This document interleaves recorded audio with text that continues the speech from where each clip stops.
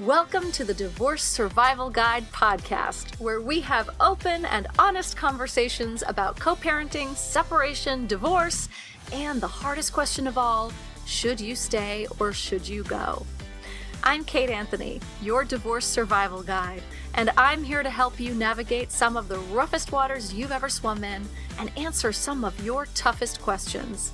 I've been to hell and back, and now it's my mission in life to help you get to the other side of this process with your sanity and your heart intact. Hey everyone, welcome back. It is almost halfway through August. Can you believe it? Holy shit. I don't know about you guys, but here in Southern California, our kids go back to school ridiculously early. So my son is starting school next week, which it feels inhumane. I'm still of the mind that children should not go back to school until after Labor Day. And yet, here we are. Nobody gives a shit what I think. Anyway, I hope you've been having an amazing summer. I have been writing my book, which is coming along. It's really hard, you guys. Writing a book is so hard. Oh my God. Everyone says that. And I was like, yeah, okay. Oh God, it's awful. So it's coming along. I think most of you know that I took time off so that I could really focus on it. So I'm really glad I did that because I really don't know how else I could have done this. So today on the podcast, I have with me Chellew and Catherine, founders of My Divorce Solution. Chellew and Catherine Shanahan. They combine their legal and financial expertise to provide unparalleled financial clarity and divorce preparation. The platform that they've created in My Divorce Solution, I think is so cool. I think everyone should use it in some way or another. They really create an easier, faster, and less expensive divorce. And I really hope that through listening to this conversation, you'll have more power and knowledge and clarity about finances and divorce. Chellew and Catherine are awesome. They are such incredible experts in this. Chellew is a legal liaison, so she's been in the legal field for many years, and Catherine is a CDFA. So again, for many years. So these women know their stuff, and they are super duper experts, and I just love talking to them. And I think I might be on their podcast this week too. We did not plan that, but I think that might be happening. Without further ado, here's my conversation with Chellew and Catherine of My Divorce Solution.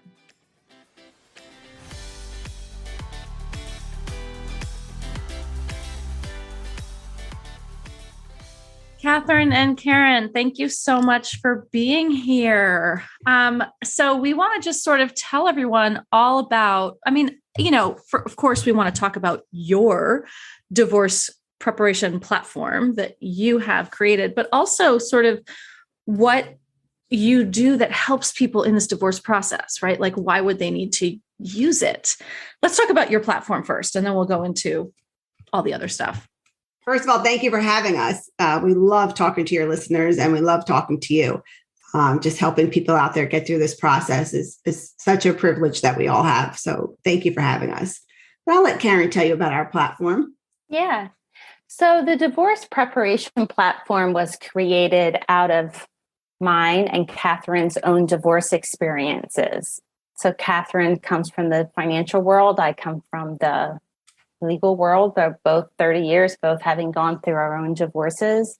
And through our experience, we realized there's a gap when it comes to navigating divorce without financial clarity. And so we developed this divorce preparation platform over the course of the past 7 or 8 years, because we truly believe and know that if a person can approach the divorce process knowing what they have, knowing how to get those documents, knowing what their marital estate means to them, and being prepared, informed, then when they're actually navigating the divorce process, it's easier to stay focused on divorce, and then also knowing that the emotional trauma and those feelings are separate, meaning that's really not litigated in the courtroom. It's something that you have to deal with separately. And you're a better client. You can get through your divorce more efficiently. You can get through your divorce more clear if you can keep those two separated. And it's very hard, but we've found with our work that we're able to assist our clients really clearly and effectively by using the divorce preparation platform, which is the integration of financial analysis with supporting documents. So people in the financial world, they're all about the data and the financial analysis, which is super important. But most often then when people go to their mediator or their attorney, they say, well, where's the documentation to support that? We need 3 years of this, 2 years of that, 5 years of this. And so our platform allows for the preparation of all of that into a financial portrait that they can take to all of their divorce professionals, because we have a report in there that talks about all of your assets and all of your debt and who can help you and what they mean to you and what you're going to have to negotiate to get a really good agreement on every single asset. So that's the divorce preparation platform and portrait in a really small nutshell. Right. So, I mean, literally it's like you're uploading all the documents, and then the technology kind of takes all the data and kind of spits out reports based on. Now, is this for people in any state? Are there different state guidelines, built into the state? Yeah, there are different state guidelines, and it is all in the portrait itself, but in the portal itself. However, when you're in there, you're also unleashing some of your emotions, because that data collection process is so stressful for people. Most people have terrible relationships with money. They're not organized, and they don't have access to a lot of the documents. So our process, I keep saying this, moves along with them, and it actually shows them the journey where they are. So they know, we have outlined what assets they already told us they have in debt. And so they get to just see it right there when they log into their own portal, that this is what we're requesting. And then when they're complete, they get to tell us they're complete. So there's always a constant, you're in the know of what's going on. You don't have to read through email exchanges to figure out where you left off last. And then if you have to share that data or documents with any other professionals, we can share it with them. You don't have to go collect it again. So once everything is in, you'll be prompted to schedule your review. And your review will come in after all the documents are assessed and all the assets and debt are then identified, verified, and all the components to the whole estate are really outlined. When that's complete, you'll have a review. You'll have a Zoom meeting, actually, and you'll review with your CDFA everything that's in your assets, debts, what's marital, what's separate, and what you believe that to be. And when I say the emotions start getting unloaded there, is because they'll start from their launch call to their budgeting, then to their review. They'll start telling you what they think their expenses are. They'll start telling you what they think their assets are, or what their spouse told them is not theirs. And so we listen to them and notate it, and then we turn it into the data, because we have the documents to verify it or not verify it if they can't. So this way, if their next professional gets to look at their portrait, they'll see we requested this document, but it was unavailable to wife. So now you can just go straight to subpoena that information, or the other attorney gets in and directly requests just that document. So it really keeps you in the know of what's going on. Mm-hmm. And when Karen mentioned knowing what you have, you know what you have, but you also know what you don't have. And you have a hold on that. So how do you work with people? Like, what if they don't have access, right? What if they are being, information is being withheld, or historically they haven't had access and now they're requesting it, but they're still not sure that what they're getting is real. How do you deal with that?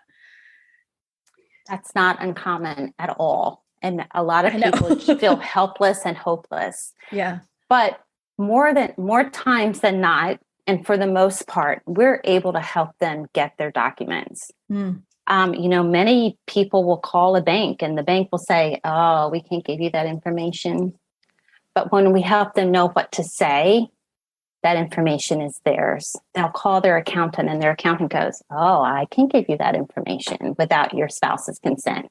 We help them know what to say. What do they say? Tell me what to say. I want to know. Yeah. Do you want to say that, Catherine, or? Go ahead. Okay. Yeah. So if an accountant, if it's your family accountant and the accountant says, no, I can't help you there. I need both people on board.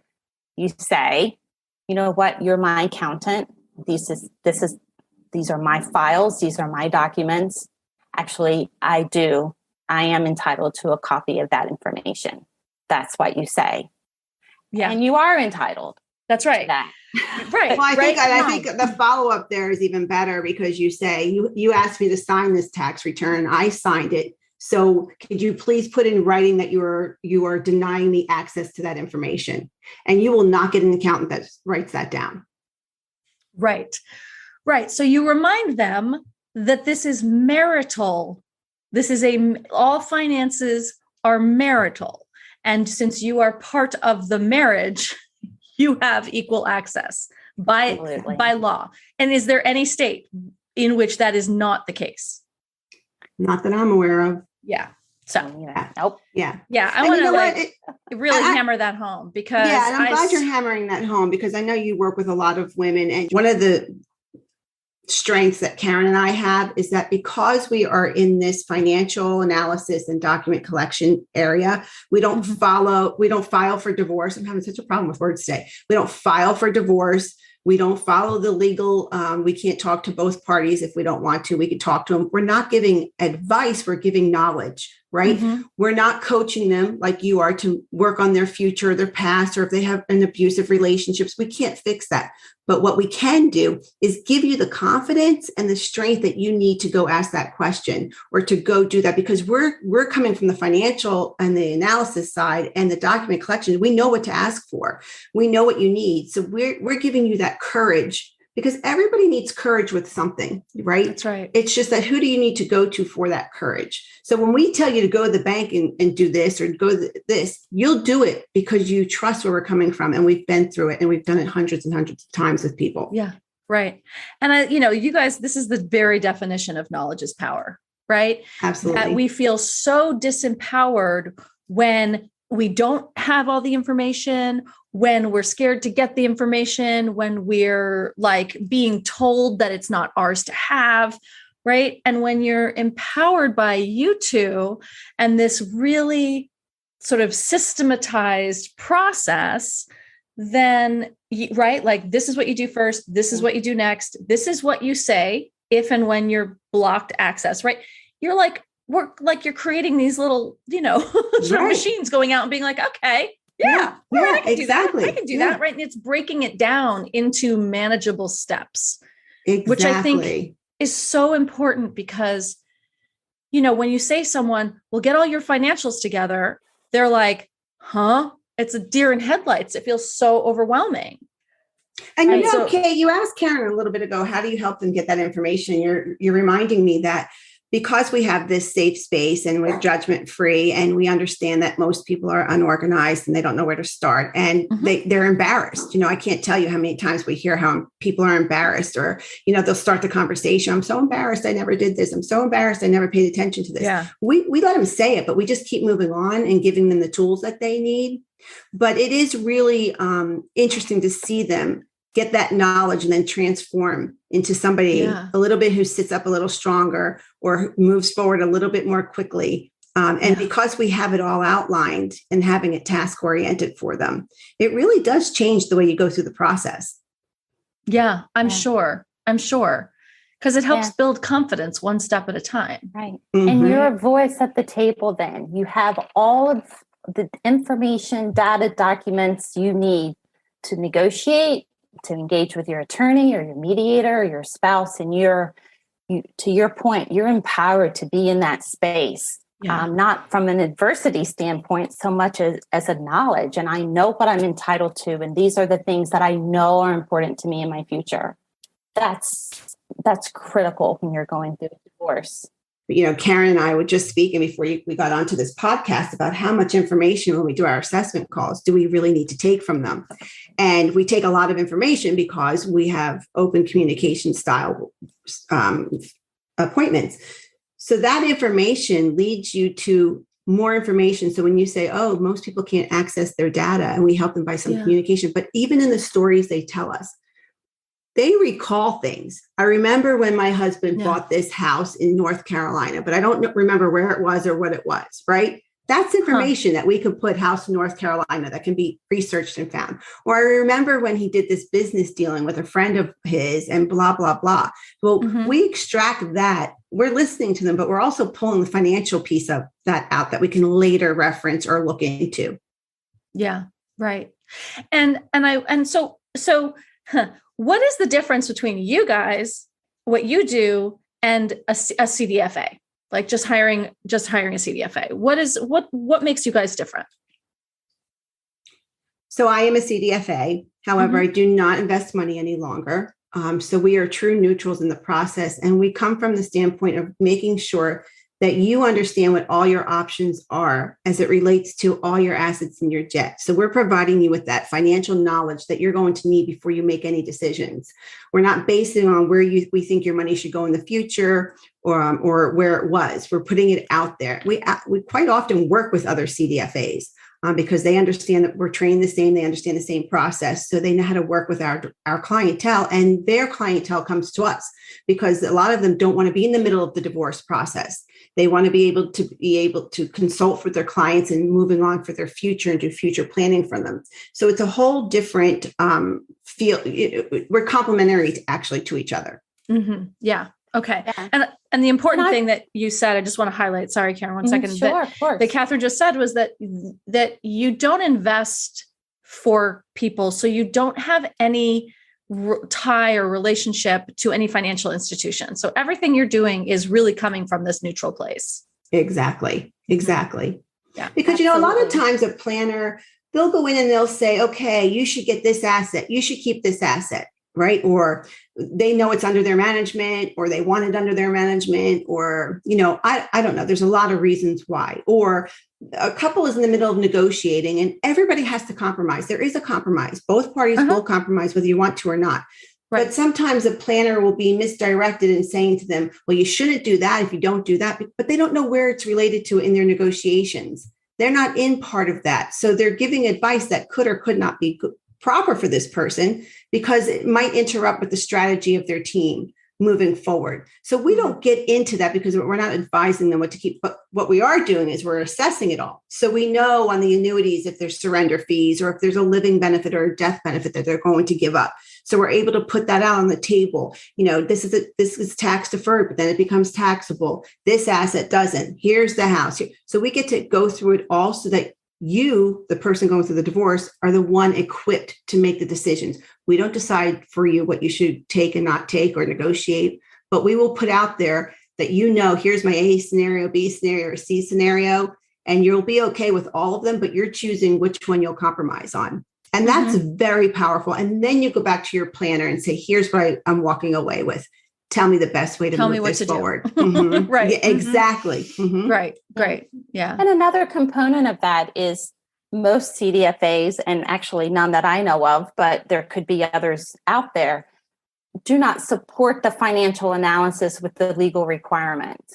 So essentially what the divorce preparation platform is an alternative approach to discovery. So if you're in litigation and you're processing your divorce, you know what discovery is. It's super expensive and it's really frustrating. And you're providing documents from a single document that's 100 pages long, interrogatories, and another request for production that's 30 pages long, whatever it may be.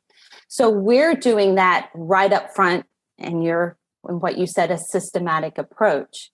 So that, again, it's supporting the financial data so that if you're working with a financial planner, an attorney, an accountant, a forensic, everybody's working from the same fund of information and documentation to support it. So no longer do you have to pay an attorney to send documents to a forensic, to pay documents to send to an accountant or a financial planner. You don't have to pay for that circle of constant document flow. It's resident in your portal.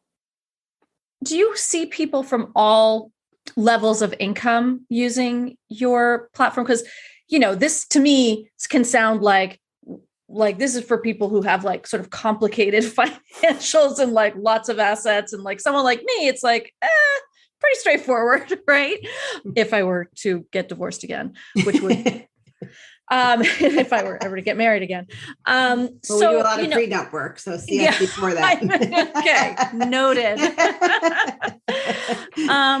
So what about people who are not high net worth? Just, the regular folk. Everybody is entitled to financial clarity. And you may think that you're a simple case, but if you have a house or you have a child or you have one bank account, there's a lot of things that are happening. Sure, you might not be as complex, but guess what? Your fee's not going to be as high either, right? Right. But you can't go back and make those changes. It's as easy as, from our budgeting. There's a budget, but there's also a lifestyle analysis, which can determine what some of your support will be because it's based on the need and the party's ability to pay. So there's a lot of little things, we hear it all the time. We just have this house, we're going to agree to sell it. And then you have the communication, the emotional stuff comes out. Well, I put $5,000 into this house and I have this here, or I paid for all of these things. And, I paid the mortgage all these years, right? Right. Mm-hmm. And then who's going to get the tax deduction? And what if it doesn't sell? And what if the party keeping it can't get a refinance to get the other party's name off of it? There's a lot of little things that entail this. And a lot of times people just say, okay, you keep your pension, I'll keep the house. That's an equal thing. Well, it's not. It might look fair, but it's not equitable. And that's a really big thing to understand. Fair is not always equitable. So I sometimes think the middle of the road, Karen, I don't know how you feel, have the most questions and the most to lose than the high complex cases, because those are just things that we put out there and you need to know the logistics of it all, right? But those middle of the road people, and I'll say they price range for us between $4,500 and $6,500. And that's splitting it between the two parties or the one party if they hire us, which is really nothing. We find assets that were not just, thought about or just little mistakes, considerations, and then you kick yourself, and I'm sure, Kate, you hear this too. I mean, if we were out, we'd probably have 15 people come up to us and say, I wish I knew you guys 5 years ago. Me, I wish I knew you 13 years ago, Yeah. There's a lot I wish I knew that I know now that I'm like, oh, jeez. If you layer on to everything Catherine said, some people say, well, my name's on the deed, so it's mine, or they tell their spouse that, or, there's a HELOC on the home and someone's using it to buy cars or pay for their attorney. All of these things need to be on the table, and all of these things can be unknowns and very detrimental to the outcome of your divorce if you're not in the know. So if you start with being in the know, then you can manage a lot of that so that you and your family can benefit later. And it minimizes the adversity. That brings me up to an old case of ours, Karen, that, the house, husband was saying to wife, sure, you can keep the house. And she's like, I'm keeping it because her mother lived in the house as well. And sure enough, we get the deed on the house and husband's name. It's the mother-in-law, the wife, and the husband. Well, now all of a sudden he starts using that as a bullying tactic. I'm not going to sign that to get my name up. And she's like, no, he'll sign it. And we said, well, it should be signed in conjunction with or before your settlement agreement, because you'll never get it back to the table. Right. So, so there's where we outsource. We send her to a commercial real estate attorney. Thank you, Karen. We send her there. We're still doing what we do. We're still collecting our information and working with them. But in the meantime, we need you to go to this type of an attorney, get this taken care of, and bring it back. I mean, if she didn't do that, she would have lost maybe a third. Of the house. Yes. Yeah. Her mother's share would have went to him. Right. Oh. And nobody knew that my mother-in-law was on the deed until we pulled it. They had no idea. Oh, wow. So it's little things which end up being a ton of things. Right. just because we're putting it out there as you need to know the components to your whole estate. You need to have them interpreted so you understand it. You need to understand what all your options are. And so that you're able to compromise to an agreement that you'll be able to live with and move forward with. Yes. Yeah. Due diligence. Yeah. So part of what I'm hearing you say is don't assume that it's simple and cut and dry. Right. Because there's lots of things in there. Exactly. And now, a word from our sponsor. Back to school season is coming up, which can be difficult for those going through a divorce. This is especially true when alcohol and child safety is a concern. So as you know, on the Divorce Survival Guide podcast, my mission includes helping people keep their children as safe as possible while in an often high conflict divorce. So that is why I've partnered with SoberLink to help offer resources to help you navigate the upcoming back to school season. SoberLink is a remote alcohol monitoring technology created to help prove sobriety in custody cases. The system includes a high-tech breathalyzer device with facial recognition that allows you to receive real-time updates from monitored co-parents anytime, anywhere, allowing for swift intervention for improved child safety. SoberLink has helped hundreds of thousands of people document proof of sobriety in real time for peace of mind in child custody cases. SoberLink is currently offering free back to school and divorce packets that include a Q&A with a top divorce attorney. I think I happen to know that this is our friend Susan Guthrie. It also has a back to school checklist, communication tips, and more.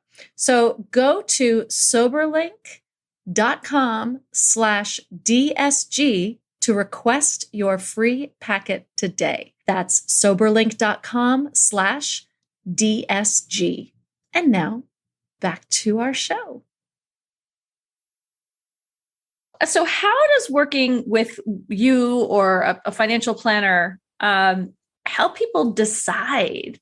Like if you're in the like, should I stay or should I go? And I always say to people, if you're in the should I stay or should I go, or before if you made the decision, or you're just, look, if you're in the should I stay or should I go, what you're probably saying is, I kind of want to go, but I just don't know how things work yet, right? Because people in happy marriages don't really ask that question. And so how does getting all of this financial information inform and help people make that decision? Well, sometimes when people get that information, all of a sudden the marital adversity seems much smaller. We've had that happen many times. All of a sudden they want to work on their marriage because they didn't know that this is what they were going to end up with, right? When push comes to shove. Oh, interesting. So they're like, I'm actually going to walk away with not as much as I thought. So maybe I should work this out. Mm-hmm. Or the opposite. My lifestyle is more important than my independence. Interesting. Okay. Or the opposite occurs. And you have someone, and we have a lot of people out there listening that are probably in financially abusive relationships, and they have no control over their assets. And they're so scared because they're living off of a credit card that they probably have a limit to every month to spend. So they're thinking, if he takes this credit card or she takes this credit card from me, what am I going to do? And when they find out that 401k is a marital asset, if they find out that bank account is a marital asset, even though you don't have access to it, they will have to disclose that information. So when they find out that they're going to walk away and be able to control their livelihood because it's marital money and they get to walk away with half of it, they're ready to go. They're like, okay, I thought about it enough. I've decided I'm out of here. So now I can live my life the way I want to, not so controlled. Yes. Right. Well, and now how does that work when you've got people who are in financially abusive relationships who don't know, they don't have the information to upload into the portal. They don't have access to anything. They're given an quote allowance or, a credit card with a very hard limit. And then they're not, how do they work with you if they don't even know? Well, we always start with a tax return. Most people have that because they're joint tax returns, even though they think they may not have it. And what comes along with the tax return is supporting documentation. Very important. You don't just ask for a tax return, you ask for supporting documentation, and then you just build off of that. We have them go through, many different pulling credit reports, giving us what you have, and we identify more, and we just keep going down that road. And we actually do get very far in identifying the assets and the cash flow available to them. And also, if they're in a situation, because again, our launch call and all of that, we get a lot of information out of them. If they're in a relationship where that credit card that you just spoke of gets turned off, we will send them to an attorney immediately and work with the attorney. So then the attorney gets to, if they don't know us, they understand who we are and what our scope of the work is. And so sometimes we do wait for the information to come in, and the attorney, we get it from the attorney so that we can still build that out and then give them the financial clarity that they need.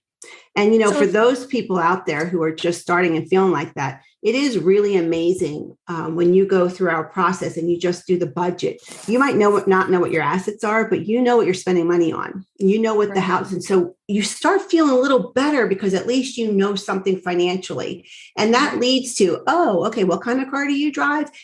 Everything that we ask pulls some data out that we then know where to go to get it, or we know what we have to wait for them to get it. So just this process of being informed every step of the way and having some kind of hand on it yourself starts making you feel a little better. Okay. And then what do you say to the woman who says like, yeah, okay, but you're going to send me to an attorney, but I don't have any money to pay a retainer for that attorney. So how am I going to hire an attorney without any money? Yeah, well, that is a problem. I mean, you do need money to get divorced, unfortunately. Right. There are some do-it-yourself services as well. So it just depends on the scenario. And Karen usually will get involved with an attorney. And some attorneys, you could pay later. Some attorneys will put a lien on the, if your estate, if they can tell your estate you'll eventually have, I don't know, whatever your portion would be. If they can see that, they're pretty comfortable putting a lien on. They will want you to put something down just as a commitment because nothing is free. Sometimes when people haven't established credit for themselves, I help them get a 0% credit card, because that's not only establishing their credit, but also giving them access to pay their attorney. Oftentimes we'll just find assets that they can draw from in the meantime. So we definitely, when we're building out their budget with them, we talk about those things. We talk about the money that's going to need to be spent. And if there's nothing there, then when we go to an attorney, then they have to file a petition, for a distribution of assets so that she can defend herself or move along in the divorce. So there's a lot of different options people have that we just explore with them, because when you're moving through divorce, that budget crunch needs to be managed. Otherwise, you get scared, you fall off the rails. So we like to continually help them understand how they're going to get through day by day, week by week, until they can see that finish line. Yeah. It's so great because it just feels like you guys, like I said, just giving them, step by step, more power, more knowledge, more clarity. I think I told you guys this, that I have a friend who was so scared of leaving her husband because she was 100% convinced she was going to have to move to like a really, really, really horrible part of town, and that she was going to have to work at JCPenney. Like, that was not that there's anything wrong with that, but like that she was going from a very, very affluent lifestyle, and she was terrified that this is how far she was going to have to go. Right. And I know the husband quite well, because I was once married to him. And I said, the best story. I don't think so. And I got on the Distant Master and I was like, I'm pretty sure I know about how much he makes. And then I went on and I sort of put the numbers in and I was like, I'm pretty sure this is how much you might be entitled to per month. And she was like, what? I said, yeah. And she was like, oh, okay. And that fear was gone. And I'm not right. And I'm not saying that it's, that's a fairly dramatic, Yeah. But I mean, here's somebody who just like really didn't have the information. And so what we tend to do when we don't have information is make up the worst case scenario in our head. Right. And that's also sad, because I know there's people listening right now. I mean, the stories that we hear, our hearts break to think that someone lives in their room by themselves and doesn't come out, because they don't want to be with their spouse. So they're never around them, but they seclude themselves. And then because they're afraid, because they don't have money. And then they find out that they would have money, that is so cruel. It's a cruel way to live, and just listening to that, that's why you need the knowledge, you need the information, and then you can make your decision if you want to stay or go, and if you don't like the idea of what it's going to look like afterwards, then stay, that's your choice. Sure. But you'll find that, your happiness won't last very long if that's how you're living, but you get the right to make your choice. I just hate hearing that.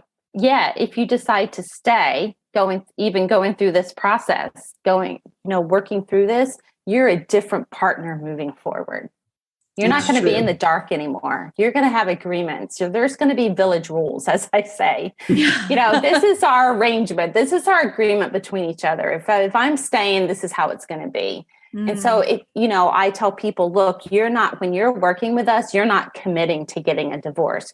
You're committed to learning about what you have. And then from that place of knowledge, you decide how you're going to move forward. Yeah. Do most people move forward with divorce? Yes. But you are not committing by just starting the process of clarity. Yeah. And to your point, right, there are some people that you said earlier, there are some people who get the information and they're like, that's not enough for me, and their lifestyle is more important. And what I do in my Should I Stay or Should I Go program, one of the things we do is we do values.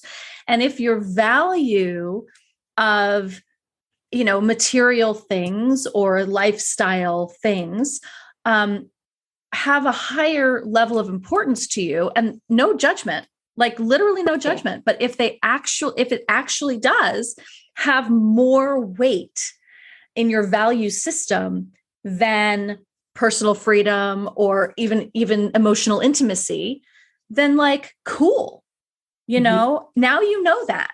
And that would take a hit when you get divorced, because let's face it, most of us, that's the deal. Like there's only so much money. And so, for most of us, for many of us going through this process, freedom is worth more. But for some people, it's not. And that's totally okay. And it's important to know as well.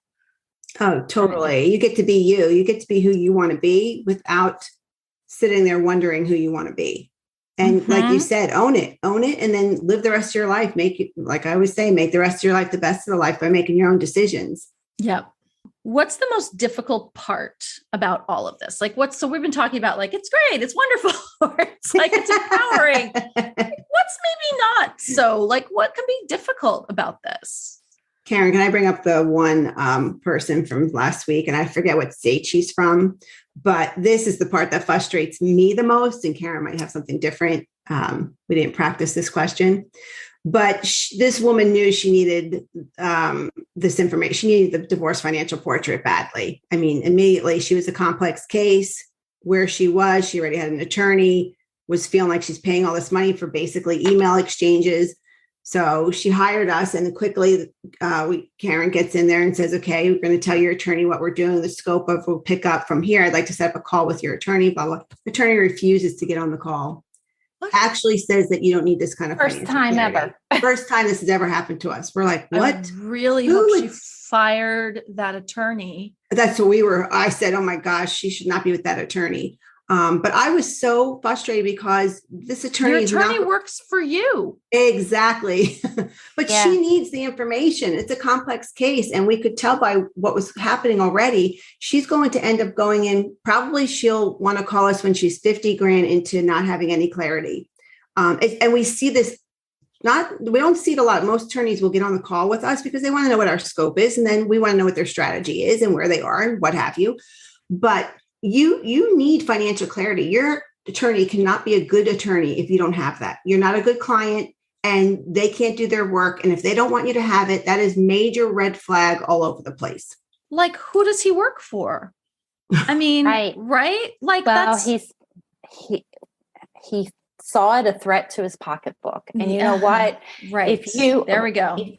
You'll know a good attorney when they welcome team members, whether it's your financial planner, your accountant, my divorce solution, forensics, whoever. Huge red flag when your attorney says, I got it. You use my people. We got you covered. And your bills are astronomical every month. Right. You know, that's a huge red flag. Yep. That's right. So yeah, when people hire us and they have an attorney, the very first thing we want to do is get on and everybody get on the same page. Who's doing what and how do we help this client get to the finish line? But I think the most complicated or the most hard thing when people start this process is engaging, because just the thought of it seems overwhelming. Yeah. And they're tentative, and getting them to get in a space of you only have to take one step at a time. That's all you only have to do today.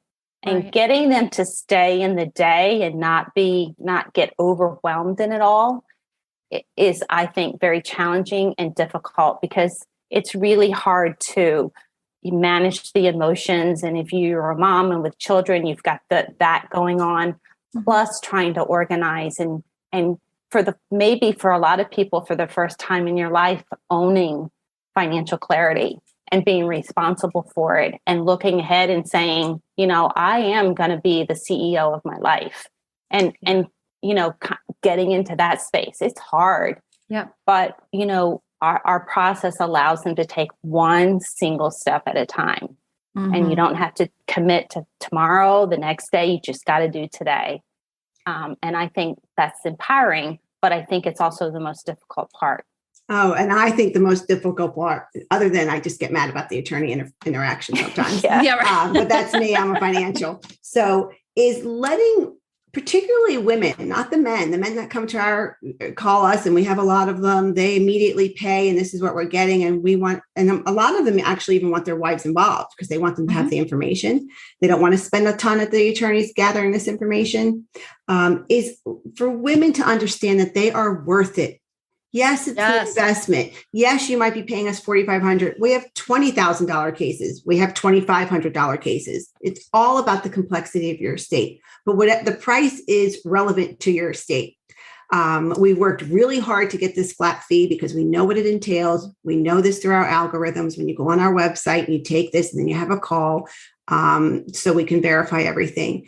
But you are worth that investment in yourself. And we promise you that whatever you're spending, you would be spending 4, 5, 6 times the amount if you didn't go this route. And that's why we're on this huge crusade to get it. And that's why we're national. Karen and I want everybody to have this when you go through your divorce, because it'll save you money and stress, and it will keep families a little bit better intact after the divorce, because the anger, it's there, but it's eliminated. It's diminished. Thank you. A little bit. So you're worth the investment for financial knowledge, and you won't get it after the divorce. You need to get it before you sign any papers. Yes. Amen. So important. My goodness. All right, Catherine and Karen, any parting words of wisdom, and where can people find you? Well, I'm actually going to tell people there's a link in my bio. Yes, that's exactly right. There's a link in my bio, so use that. That's where you can find everyone. You can find Catherine and Karen to help you through. You go to the link in my bio, and that'll take you where you need to go.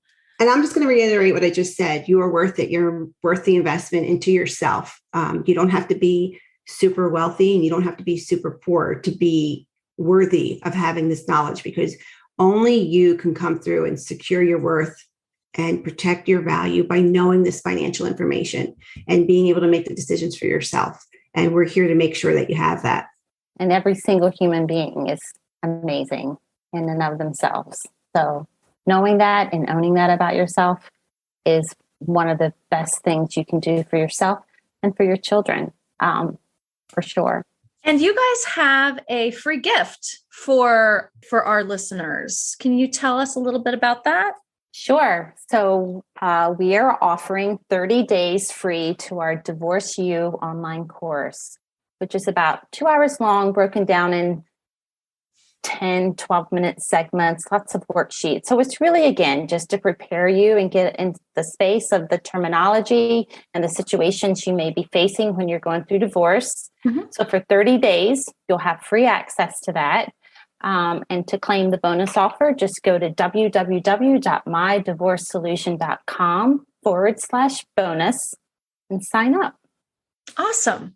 You guys are great. So mydivorcesolution.com/bonus, and we'll put that in the show notes as well.